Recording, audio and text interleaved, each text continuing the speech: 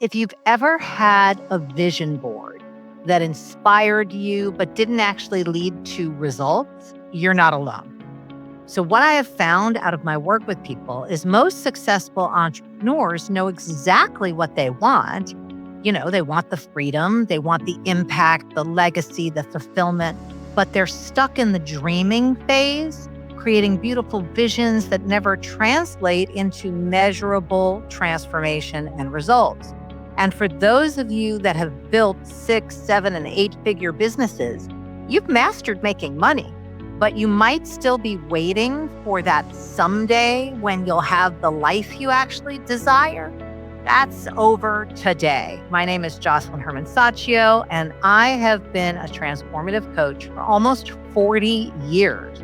I have helped high-achieving entrepreneurs escape the cycle of reactivity and create purposeful, balanced success. And today I want to walk you through the exact shift that turns your vision into results that you can measure, track, and celebrate. Because when you shift from hoping someday to designing today, your life stops happening to you and starts happening through you. Here is what we're going to cover today. First, I'm going to show you why vision boards often fail and what's missing from most people's approach. And then we're going to dive into a language shift that changes everything, because vague language creates vague results, but specific language creates measurable results. Next, I'm going to walk you through my proven design formula that turns any vision into actionable steps. And then finally, we're going to talk about building the review rhythm that ensures that you actually follow through on what you create. So the first point is the vision board problem and why inspiration is just not enough. Let me start with a story that might sound familiar or resonate with you. Last year, I had a client, let's call her Sarah, who came to me with, the most beautiful vision board I had ever seen. I mean, she had spent hours creating this thing, cutting out images from magazines of her dream home, her ideal vacation, destinations, pictures representing the freedom that she truly wanted to create in her business and her life. And it was super inspiring and motivating and absolutely gorgeous. Could have been framed and sold at a gallery. But here's the thing. That vision board had been hanging in her office for 3 years, 3 years. And she was still working 70-hour work weeks, missing her kids' soccer games, still feeling trapped in her golden handcuffs, as she called them, the golden handcuffs of a successful business. Sarah, though, is not alone. Recent research shows that while vision boards can strengthen hope and optimism, what researchers call agency thinking, they often fail at what's called pathway thinking. It's very different. That's the strategic planning that actually creates the results. Here's what I've learned after working with, thousands and thousands of high achievers over the last few decades. Dreaming is beautiful, but it's not enough. Your brain needs more than inspiration. It needs a blueprint that it can actually execute and deliver on. So if you think about it this way, if you wanted to build a house, you wouldn't just collect pretty pictures of houses and hope that one magically appeared in your backyard. That would be insane. You'd need architectural plans, you'd need permits, you'd need contractors, timeline, budgets. The same principle applies to your life and business goals. So if you think about it that way, it's easy to get this transition. The problem with most vision boards is they activate what neuroscientists call the reticular activating system. That's the part of your brain that filters information and helps you notice opportunities. But activation without action is just sophisticated daydreaming. You need the action to produce results. So what's the solution? We need to move from inspiration to design and implementation. And that starts with how we use language. What do you mean, Josselyne? Well, point 2, the language shift that changes everything for people. Here is something I tell every client that I work with. Vague language creates vague results. Specific language creates specific measurable results. Seems pretty simple, right? But I want to give you some examples of what I actually mean. So instead of saying, I want financial freedom, what if you said, I want to generate $50,000 in monthly recurring revenue by December 31st? So I can work 30 hours a week and take 2-week vacations every quarter without checking my email. So it gets really specific, right? You can hear the difference. The first version sounds nice, financial freedom, but your brain doesn't know what to do with that. The second version gives your brain and your calendar, by the way, something concrete to work from and work towards. That's the key thing. Or instead of, for another example, I want better relationship, try, I want to have weekly date nights with my partner, monthly weekend getaways, and be present for my kids' bedtime 4 nights a week without checking my phone. See how specific that is? You can see what I'm saying. Here's another one I hear all the time. I want to be more confident. But what does that actually mean, more confident? Instead, try this. I will speak on 2 podcasts this month, make 3 direct offers to potential clients, and present my new service to my existing client base. That gives you actionable access to fulfilling on what you're creating. This isn't just semantics, because according to research from the Dominican University, people who write down specific goals are 42% more likely to achieve them than those people who don't. That's a big percentage. But here's what's even more powerful. When you use specific measurable language, you're not just setting goals, you're programming your brain for success. You can actually see what success looks like. Your brain and your calendar need clarity, not inspiration. When you say someday I'll have more time, your brain files that under never.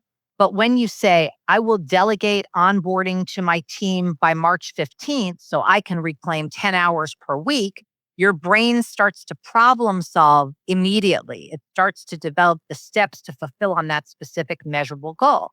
I learned this lesson the hard way early in my career because I kept saying, I want to help as many people as possible. That's not a real number. With my coaching, I want to impact as many people as I can. But it was useless as a goal. It wasn't until I got specific, like, for instance, I want to start 35 entrepreneurs this year in my mastery program and help them not only increase their revenue by at least 2x, but work 10 fewer hours per week. Okay, now everything changed because suddenly I knew exactly what program I was creating, how to price it, who to target, and how to measure success. The metrics are inherent in specificity. The third point is the design formula that actually works. This is key.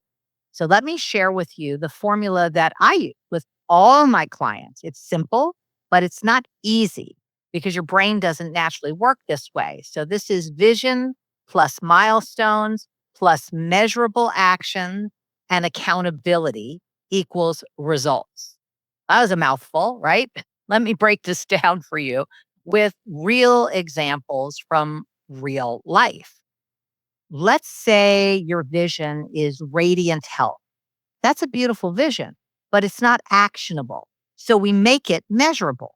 I sleep 8 hours per night. I lift weights 3 times a week. I eat home cooked meals 5 nights a week, and I take a 20-minute walk every day. Now you've got something specific, a roadmap. It's actionable. Now we have something that your brain can actually work with, but we're not done yet. We need milestones.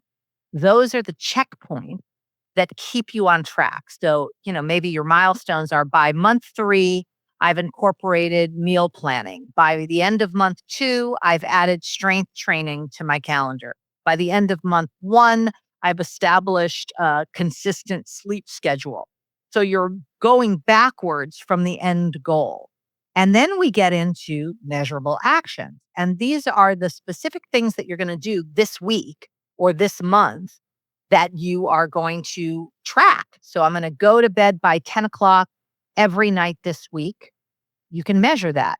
I'll prep meals on Sunday at noon. I'll schedule 3 gym sessions in my calendar and treat them like client meetings. I mean, these are all things that you can actually do and you can see what it looks like. And finally, then there's the accountability part.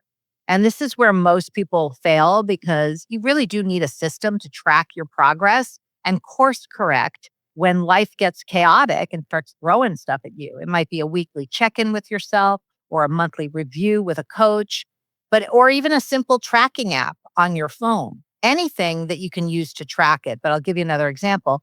Maybe your vision is to launch a business, right? So instead of launch a business, which is conceptual, someday, the measurable version might look like, okay, I'm going to have 10,000 in revenue by the end of the year. I'm going to get one paying client by September 1st. I'm going to host my first webinar on August 15th. I'm going to publish weekly content starting on Monday. Now you have those tracking points. Your milestones might be by August 15th. I hosted my first webinar. By August 1st, I created my core offer on my website. By July 15th, I identified my niche client. Your measurable actions this week might actually be something like research 3 competitors or maybe interview 5 potential clients or write my first blog post or set up my LinkedIn profile. Those are all things you can schedule. So here's what I want you to understand. This isn't about perfection. You don't have to come up with a perfect plan. It's about precision. When you get precise about what you want by when, and your brain starts to actually work on solutions, even when you're not consciously thinking about it. That's how the brain works. If it's got something to grab onto, it'll start coming up with solutions. I had a client who wanted to scale her business. And after we applied this formula to what she was talking about, her specific vision became generate $500,000 in annual revenue with a team of 5 people working 35 hours a week and taking 6 weeks vacation per month. And within 18 months, she actually achieved every single metric. Not because she worked harder, but because she designed clearly, specifically, measurably, and then fulfilled faithfully, took the actions that she designed. Point 4, building your review rhythm. This is the missing piece for most people. This is the part that most people skip and why, their beautiful plans end up gathering dust, next to their dreams under the carpet. This is the review rhythm. Designing without reviews regularly is just sophisticated dreaming. You can have the most detailed plan in the world, but if you're not regularly checking in, adjusting, course correcting, you are going to drift off track so fast, it'll make your head spin. You can't even imagine how off track you'll end up being. And I learned this actually from one of my most successful mentors.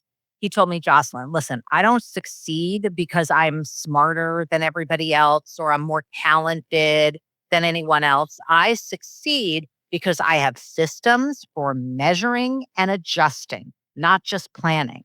You move what you measure, but if you're not tracking it, you go off track fast. So this is a simple review rhythm that I teach all my clients. Every week, ask yourself 3 questions. What worked? What didn't work? And what's next? That's it. 3 questions. This does not take long, but you have to actually do it. You have to schedule it in your calendar to do this. What worked? Maybe you stuck to your morning routine 4 out of 7 days. That worked. Maybe you had 3 productive client calls. Maybe you finally delegated the task that you've been holding on to for so long that's been sucking your energy. Celebrate the wins, even the small ones. It's important to celebrate your accomplishments. Then what didn't work? Maybe you got pulled into the world of reaction on Tuesday and spent the whole day putting out fires, or maybe you skipped your workout 3 times because urgent things seem to come up, or maybe you said yes to something that doesn't really align with your vision and your value. No judgment, just awareness of what worked and what didn't work. Then the next question is, what's next? Based on what you learned, what are you going to do differently or newly in the next week? You need to block time for this kind of strategic work. Maybe you need to have a conversation with your team about boundaries. Maybe you need to revisit your values or your priorities or even the projects that you're working on. I do this Every Friday, like clockwork, it takes 15 minutes, but it's the most valuable 15 minutes of my week because here's what happens. When you build this rhythm, this weekly rhythm, and you can do it more often than weekly, you stop being reactive and you start being the architect of your destiny. Most high achievers are incredibly good at setting goals and incredibly bad at the reviewing process. They set ambitious targets in January and then wonder in December why they're like, oh, I don't remember I had this goal, and you're in the same place that they were before. The review rhythm is what bridges the gap between good intentions and actual results. And here's the key to make it simple. I have seen people create elaborate tracking systems with like 47 different metrics and color codes and spreadsheets. That is not necessary and it will really be counterproductive and it's not sustainable. Keep it simple, keep it consistent, and keep it focused on what actually moves the needle. Dreaming is step one, but designing and fulfilling, that's the game changer. You're not just a dreamer. You're a designer, an architect. And when you start speaking and scheduling in alignment with your design, then the results will follow with grace and ease and freedom. You don't need more inspiration. You need more design and action. Design fulfillment. Imagine checking in next month and seeing measurable progress on what really matters most to you. Not because you hoped harder, but because you designed and executed better. That is what happens when you shift from hope to design. Now, you probably now understand how to design for results instead of just dreaming for someday, but you need to know how to maintain the momentum when life gets chaotic, when life throws stuff at you. Because let's be honest, as a high performer, chaos is just part of the game. That's part of the territory. So subscribe, keep watching my videos. They will give you tools on how to fulfill your goals, realize your vision, and be unmessable with no matter what life throws at you.